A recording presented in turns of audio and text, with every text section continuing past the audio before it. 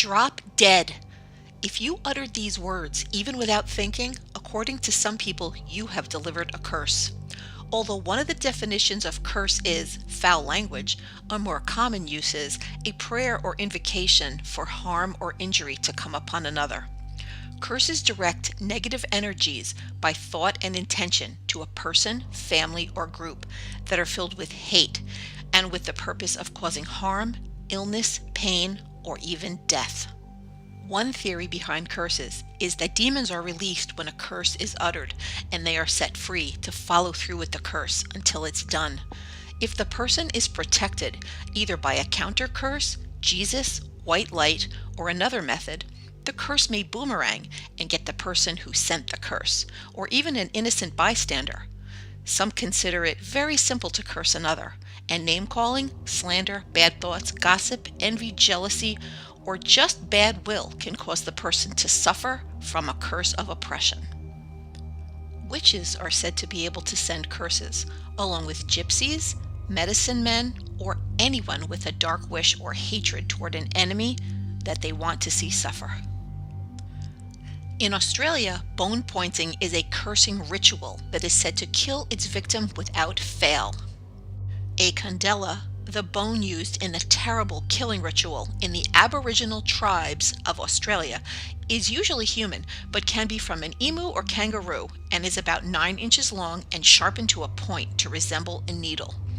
The eye end is threaded with hair from the intended victim and held in place with a gummy resin from a local bush and charged with negative psychic energy and power. When the victim is found, sometimes after months of searching, the killer goes down on one knee and points the candela and issues a short, harsh chant. The candela is then ritually burned. The cursed is said never to survive, first falling ill, then refusing food, and eventually passing away.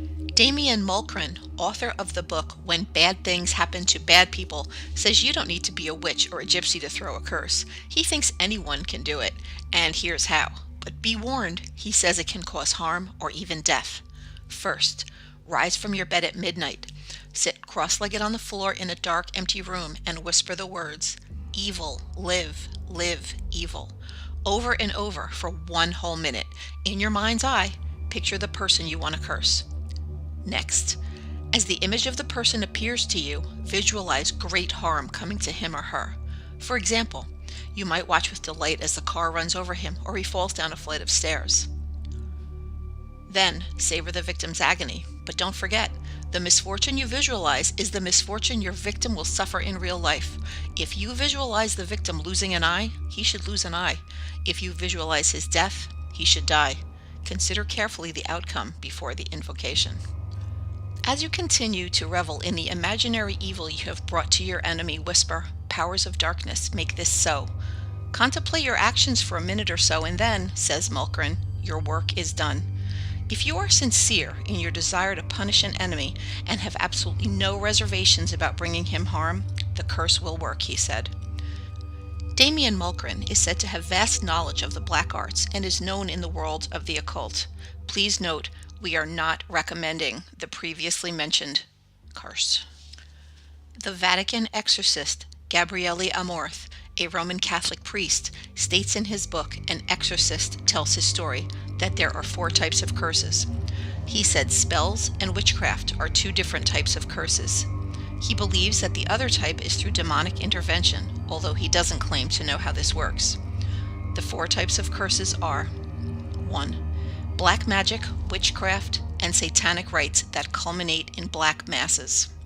Father Amorth believes these are all similar since they obtain a curse against a specific person by invoking a demon, but without the use of specific objects. Number 2, curses. Father Amorth believes curses spoken with true feelings of hate, especially when directed at family and during special occasions like a wedding or christening, can have terrible consequences. Number 3, the evil eye. This is a spell that is cast while looking at the victim, not by merely casting a glance, but by casting a spell on a predetermined person with the intention of evil. Number 4, a spell, malefice, or hex. The most common type of curse, often used with an object that has been offered to Satan and imprinted with his evil powers. Items used to represent grace, a cross, baptismal water, or a host can be turned into a malefice, or instrument of harm. These can be used in a direct way, for instance, mixing cursed water, herbs, or ash into drink or food, or an indirect way, which is cursing an object that belongs to the person, such as a photo, a pen, a pillow, or a doll. Father Amorth says that he has found, quote, just about everything, from colored and tied ribbons to chunks of hair tightly knotted, animals, especially mice, geometric shapes, and blood clots. I have seen chunks of wood or iron, twisted wire, and dolls full of piercings and marks, and have witnessed the sudden appearance of very thick braids of children's or women's hair, unquote, inside of mattresses and pillows of the afflicted. He has also stated that these objects are sometimes not visible at all until holy water is sprinkled on them. Here is more cursed information. A cursed item can be passed to an innocent party, and the curse can then affect them.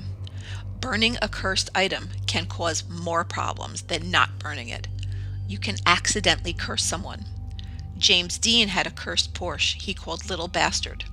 He died in a crash in that car, and it supposedly caused more injuries and pain after it was sold. Curses can be cast on generations of families. God can supposedly curse a whole nation for not following his will. A curse can even befall an unborn child. There is a psychosomatic side to curses also. There are many cases of voodoo and curse deaths in medical literature. There is a story of a man who was cursed with bone pointing and died in a hospital days later from no apparent cause. He was not poisoned, had no injuries, and had no illness. We could say he thought himself to death. The opposite of the placebo effect. These negative thought pattern deaths are partially a result of what we think is going to happen and partially what others tell us will. Do you believe in curses? People who study Wicca believe in the rule of 3. Whatever you do will come back to you 3 times. If you're good, you get 3 times the good in return. Same goes for bad and for curses. My advice is to not send any curses out there unless you're very well protected. Thanks for watching. Subscribe.